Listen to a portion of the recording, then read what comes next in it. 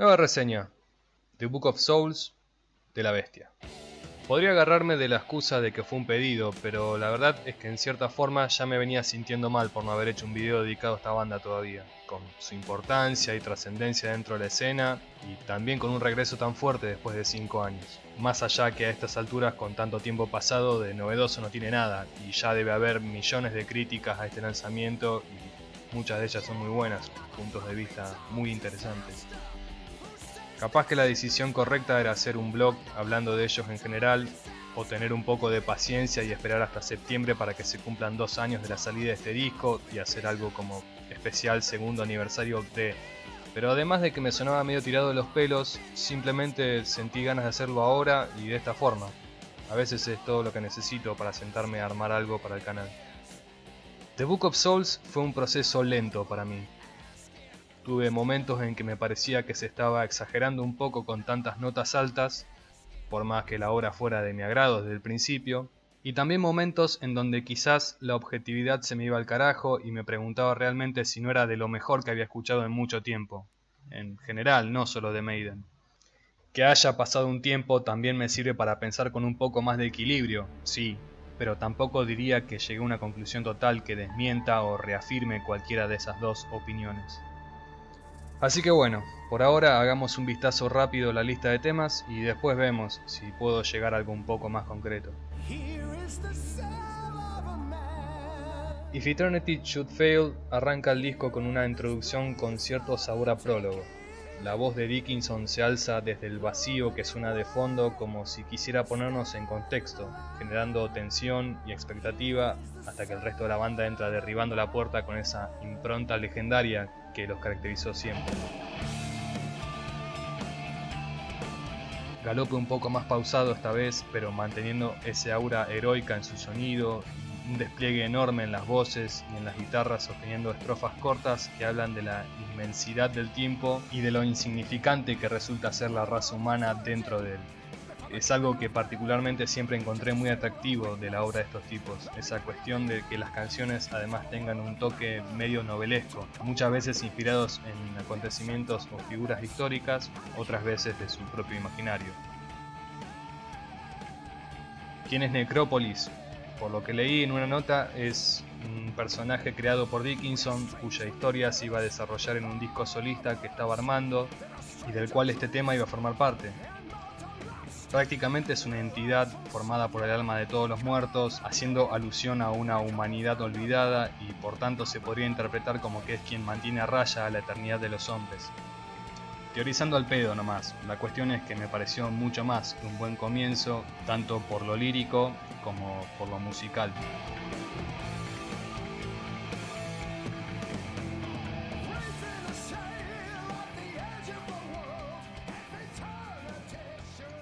Speed of Light admito que antes no me parecía una gran canción, y hasta hoy tengo sensaciones encontradas.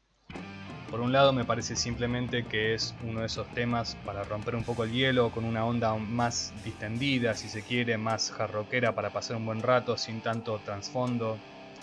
Y por el otro también estoy de acuerdo con lo que ya se dijo de esta canción, que es un poco disruptiva con respecto al resto del material. Y no sé si era la mejor elección para el primer adelanto del disco. Como que no era el mejor representante de lo que se puede encontrar en esta placa. Creo que pasa medio infiltrado dentro de la lista.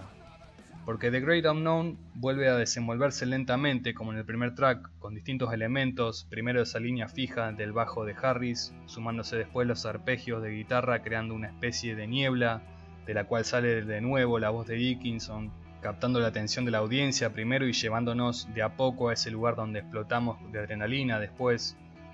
O sea, hay una energía distinta, como un manto de misterio y épica que por ahí Speed of Light no la tiene o carece un poco. Tampoco pienso que tendrían que haber dejado este tema fuera y que es una mierda, porque hoy después de un tiempo la disfruto mucho más y de verdad pienso que cumple un rol dentro de la lista, pero en su momento me sonaba un poco descolocada.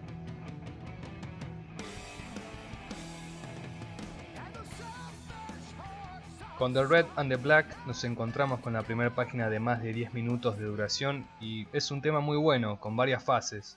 Una es esa melodía medio folk que dan ganas de levantar una jarra de cerveza y acompañar el compás, y después se pone un poco más tensa y el ritmo se vuelve un poco más básico, sirviendo de puente para el momento en que las guitarras hacen lo suyo con sus solos y esos duelos clásicos de armonías que tanta euforia generan sobre el escenario.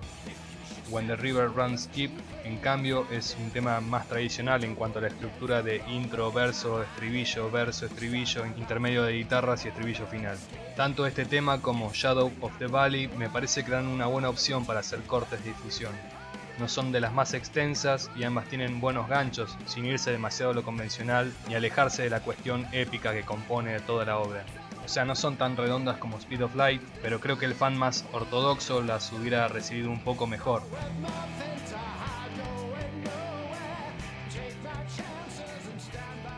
Y ya que hablamos de épica, uno de los momentos más altos es el track que le da nombre al disco. Book of Souls son 10 minutos y medio de un despliegue impecable en lo instrumental, pero lo que más resalta para mí es la composición.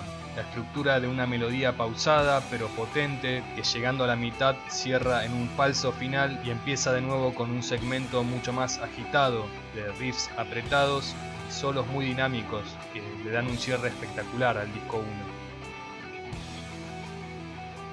Death or Glory abre la segunda mitad de una forma mucho más directa y acelerada, pero agarra el envión que dejó la última mitad del track anterior y continúa de la misma manera en Shadow of the Valley y Tears of the Clown, que todos sabemos que es un tributo, pero creo que el mérito está en la forma de encarar la canción, logrando generar ambiente de homenaje sin la necesidad de ser una balada o de atenuar el sonido para conmover. Hay espacio entre cada golpe de McBrien, llevando el ritmo de una forma más lenta, pero eso mismo resalta la intensidad y la pesadez de la melodía entera.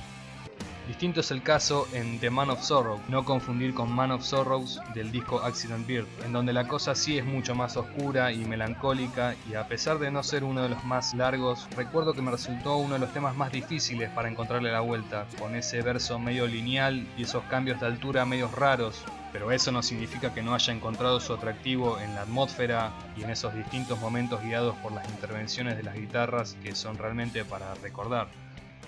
Ahora, si hablamos de algo para no olvidar de Book of Souls, creo que Empire of the Clouds es el pico de la montaña.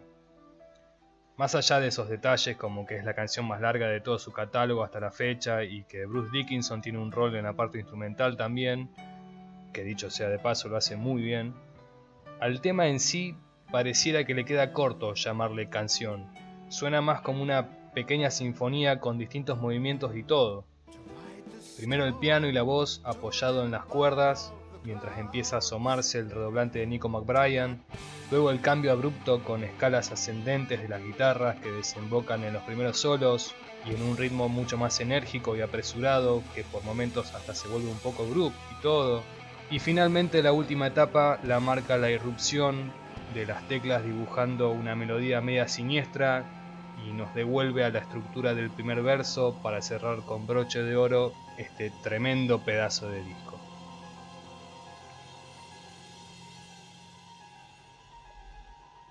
The Book of Souls es un disco complejo, pero complejo por su durabilidad, porque las canciones en sí no son difíciles de disfrutar, al contrario, todas, inclusive las más flojas, tienen su carisma y su riqueza dentro de la obra. Que sí, hay momentos en donde se repiten un poco y también hay cierto reciclaje, como por ejemplo algo de lo que se ha hablado mucho es el parecido que hay entre The Red and the Black y Rime of the Ancient Mariner, o la introducción casi calcada de Wasted Years en Shadow of the Valley, aunque un poco más ralentizada. Pero más allá de eso, merecen ser reconocidas como grandes canciones junto a esas monstruosidades de temas que son Book of Souls, If Eternity Should Fail, Tears of the Clown, Empire of the Clouds, etc. etc. Y el rendimiento de los músicos en ellas es digno del renombre que tiene Iron Maiden. Nico y Harris están muy sólidos en la conducción, Smith, Gers y Murray se dejan la piel en cada una de sus intervenciones y en cierta forma junto al galope de Steve Harris conforman ese sonido tan propio y que vuelve a brillar en este disco.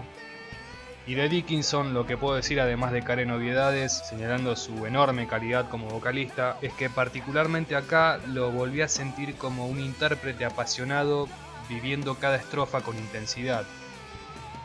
No es que viniera de fallar o que le faltara compromiso en los discos anteriores, para nada. En realidad creo que siempre mantuvo un rendimiento muy alto. Pero me parece que hay una intencionalidad extra en esta última placa y creo que es algo que se extiende al resto de los integrantes también.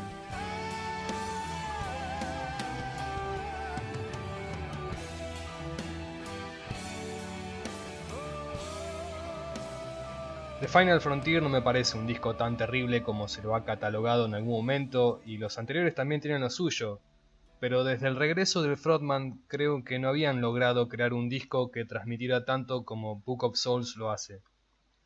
Quizás el tiempo que hubo de espera les sirvió para planificar, trabajar y sacarle mayor provecho a las composiciones. Quizás los momentos difíciles que tuvieron que afrontar mientras lo grababan terminó sacando lo mejor de la banda. O simplemente se dio así y tenemos un disco de putísima madre que tranquilamente podemos señalarlo como uno de los mejores del género en los últimos 5 años, como para tirar un número. Seguramente no todos estarán de acuerdo y dirán que estoy totalmente loco o que el disco no es para tanto, y está todo bien. Yo de verdad lo siento así. Después, si está a la altura de Peace of Mind, Powerslave o Somewhere in Time, la verdad no sabría decir. Es más o menos lo mismo que dije en la reseña de Dystopia. Hay cierta injusticia en esas comparaciones porque los clásicos son clásicos no solo porque son discos extraordinarios, sino por el peso que ganan con el tiempo. The Book of Souls tiene casi 2 años de vida nomás, así que tendremos que ver cómo envejece dentro del catálogo de la banda. Por ahora, para mí, es un clásico en potencia. Nada más. Perdón si me extendí mucho, pero la verdad que la pasé muy bien pegándole una visita a este disco, que además casi por inercia me llevó a volver a escuchar otros viejos amores que hacía muchísimo tiempo que los tenía ahí juntando polvo en su caja. Así que no sería raro que más adelante les aparezca con alguna reseña de la época dorada de estos tipos. Lo de siempre. Salud, abrazo a quien esté mirando, nos vemos la próxima, chicos.